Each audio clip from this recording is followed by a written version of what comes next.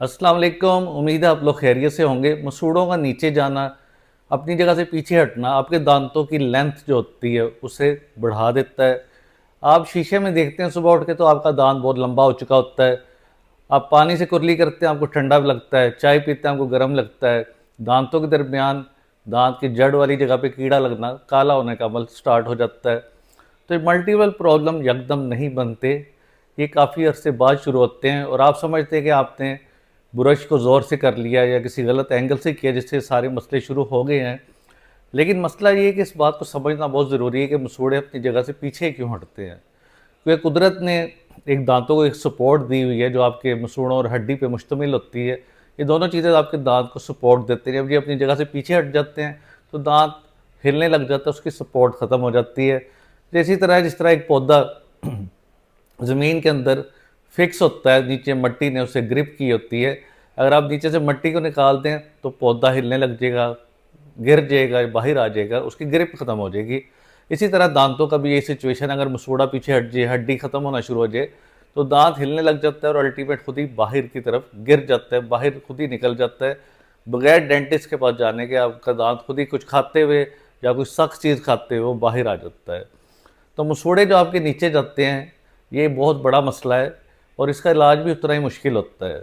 लेकिन आजकल के दौर में कुछ चीज़ें ऐसी हैं जिनकी मदद से आप अपने मसूड़ों को मज़ीद ख़राब होने से बचा सकते हैं और कुछ केसेस में देखा गया थोड़े बहुत ग्रो भी कर जाते हैं। तो ये भी एक बहुत बड़ी ब्लेसिंग है। वरना इसका सिंपल सोल्यूशन तो सर्जरी होता है, लेकिन उसमें भी मैंने देखा है कि कई मरीज़ों को कॉम्प्लिकेशन होती है, मसूड़े दोबारा ख़राब हो जाते हैं या उनकी मेडिकल कंडीशन ऐसी है कि हम सर्जरी नहीं कर सकते। उसका अल्टरनेट फिर एक इंजेक्शन भी आया हाइलुरोनिक एसिड का, उससे भी एज अ जिस तरह लिप फिलर होते हैं उस तरह मसूड़े को फिल कर देता है। लेकिन वो भी 1 साल तक उसका असर रहता है, उसके बाद दोबारा वापस मसूड़े उसी तरह हो जाते हैं।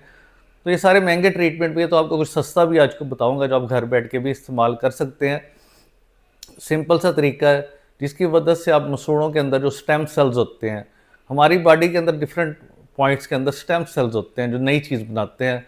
ये नेचर ने हमें एक रिज़र्व में चीज़ें दी होती हैं जिसका हमें फ़ायदा उठाना चाहिए। और आजकल जो टोटल रिसर्च इन्हीं स्टेम सेल्स के ऊपर चल रही है। तो करना क्या है, बहुत ही आसान तरीका होता है। एक तो आपने सबसे पहले ब्रश नरम लेना है, सॉफ्ट होना चाहिए, लास्ट भी हमने चेक करना है कि नरम ऊपर लिखा होता है वैसे तो। और उसके बाद उसे ऊपर से नीचे की तरफ करना है।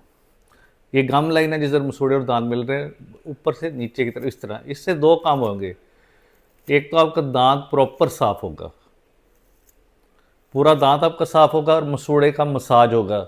जब मसूड़े का मसाज होता है तो उसके अंदर जो स्टेम सेल्स होते हैं वो स्टिमुलेट होके नया मसूड़ा बनाने की तरफ उसे भेजते हैं। उसके अंदर नई ब्लड वेसल्स बनती है, एंजियोजेनेसिस कहते हैं।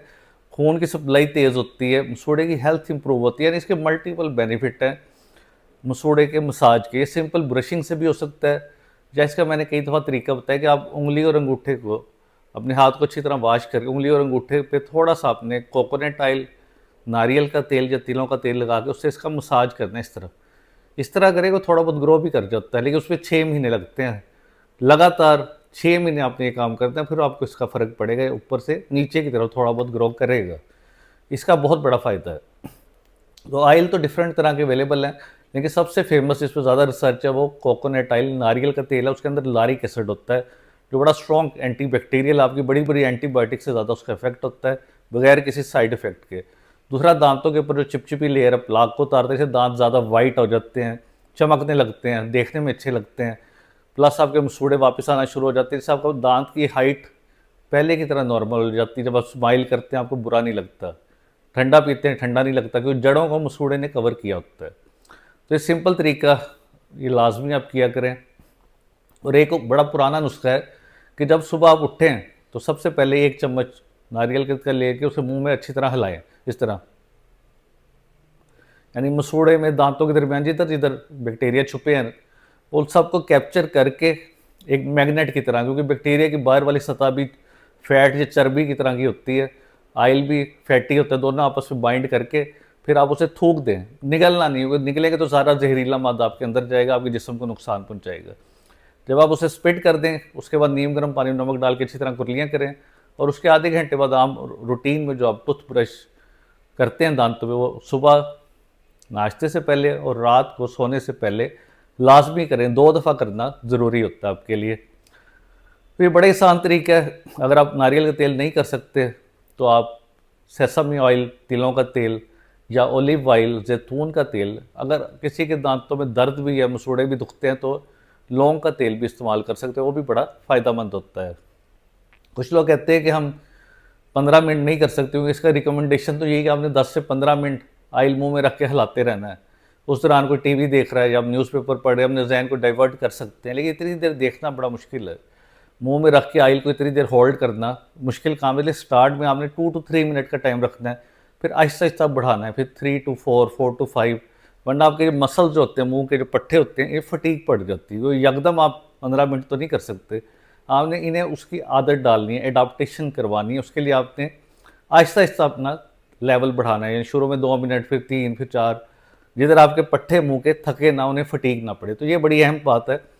और दूसरी अहम बात जो सबसे अहम है, स्टेम सेल स्टिमुलेशन। ये ब्रशिंग से और गम मसाज से करेंगे तो आपके मसूड़े टाइट हो जाएंगे, खून आना बंद होगा, दांत भी सफ़ेद हो जाएंगे।